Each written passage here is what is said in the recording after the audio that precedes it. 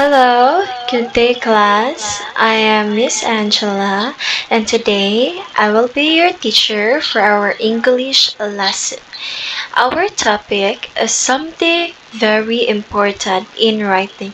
So are you all excited?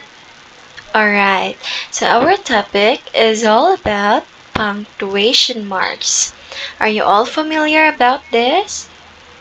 Oh, good. So by the end of this lesson, you will understand how punctuation works and why it's necessary in writing clearly and correctly. Alright.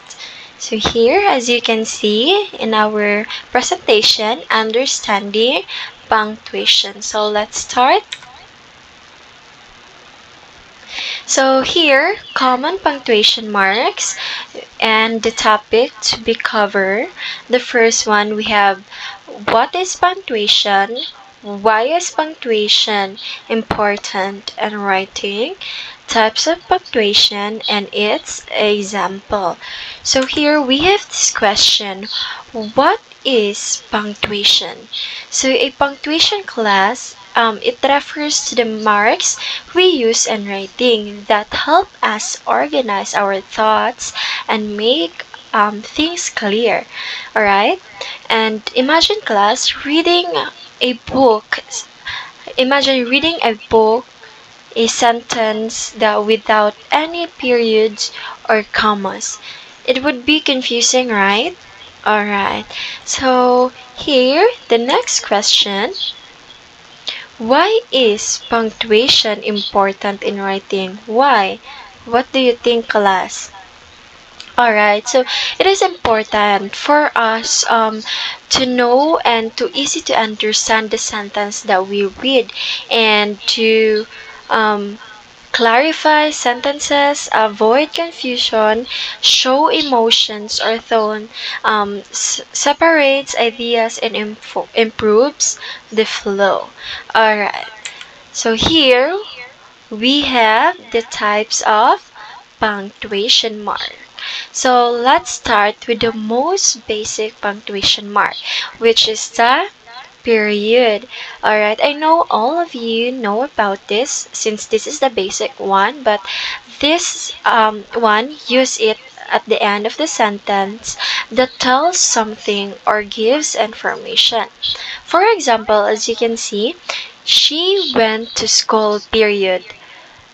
So it's like a stop sign in writing. It tells us class the idea that is already complete. Correct. And the next one, we have the question mark and exclamation point. So class, a question mark ends a sentence that asks something. For example, are you okay? So as you can see, the question mark here put at the end of the interrogative sentence. And meanwhile, an exclamation point shows strong feelings like surprise or excitement. For example, that's amazing. So as you can see again, the exclamation point is put at the end of the excitement sentence. And the next one, we have the comma. Now let's talk about the comma that is used to separate items class in a list. So after introductory words or to separate clauses. Just like for example, I bought apples, bananas, oranges. So without commas, it can be confusing, right? Writing can be confusing, right? Alright. And the next one, we have here the an apostrophe. Alright, so apostrophe class, for you to know, it has two main uses to show possession and to form contractions. For example, Angela's book and it's raining. So here, Angela's book shows that the book belongs to who?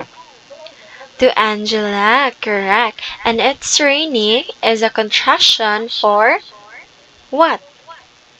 It's raining, correct. So class, here, be careful not to mix up it's without an apostrophe and it's with apostrophe because one shows possession and the other is contraction. Correct. And here we have also quotation marks.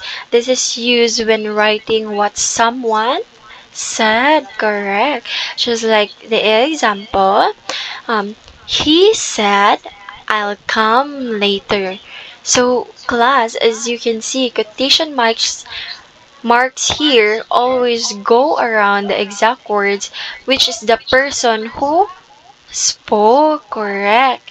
And now let's look at the two marks that are often confusing. So here we have the colon and semicolon.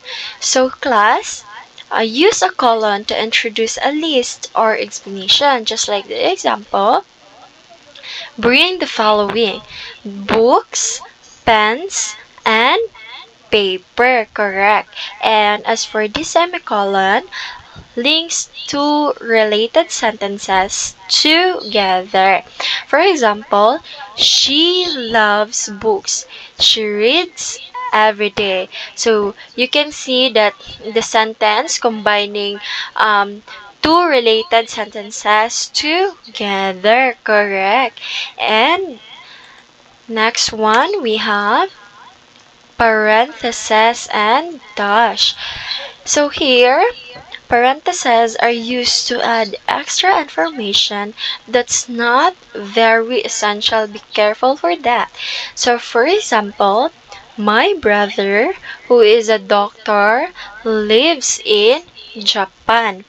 And for us a dash, it is used to show a sudden pause. And for the example, as you can see, emphasize a point dash like this. So you can see that the dash is between the point and like this.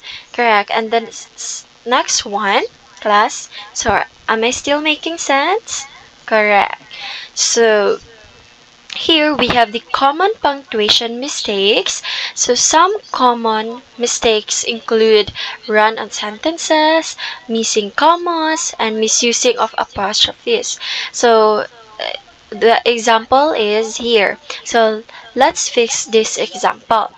Let's eat grandma without an apostrophe. No, it should be let's eat grandma with an apostrophe before after the T letter. So let's eat grandma. So yeah, so that the tiny comma can save grandma's life. Do you get it? Alright, very good. And now that you understand our lesson, let's go down to our what? The exciting part. Correct, the activity. Now, let's check your understanding, my dear student. So, I'll show you a few sentences and you will identify the correct punctuation mark or rewrite them properly. So, I will give you 5 minutes to answer this one, and the timer starts now. Alright, the time is up. Good job, everyone. Please clap your hand. You did well today, and thank you for participating. So, before we end, let's summarize what we've learned. So, punctuation marks helps organize our writing and making it clear. So, we studied earlier class the different punctuation marks like the period, the comma, the apostrophe, the question mark, and such. So, we also learned how using the wrong punctuation can confuse the reader. Correct. So, class, always remember that punctuation gives meaning and life to your sentence. Correct. So, To close our lesson, I want you to reflect how can correct punctuation make your writing better. So class, think about how one small mark can change the meaning of a sentence. So that's the power of punctuation. It is a big power, right? So that would be all for today, I guess. So thank you for participating. So keep practicing and soon punctuation will be your best friend in writing, my dear student. So goodbye.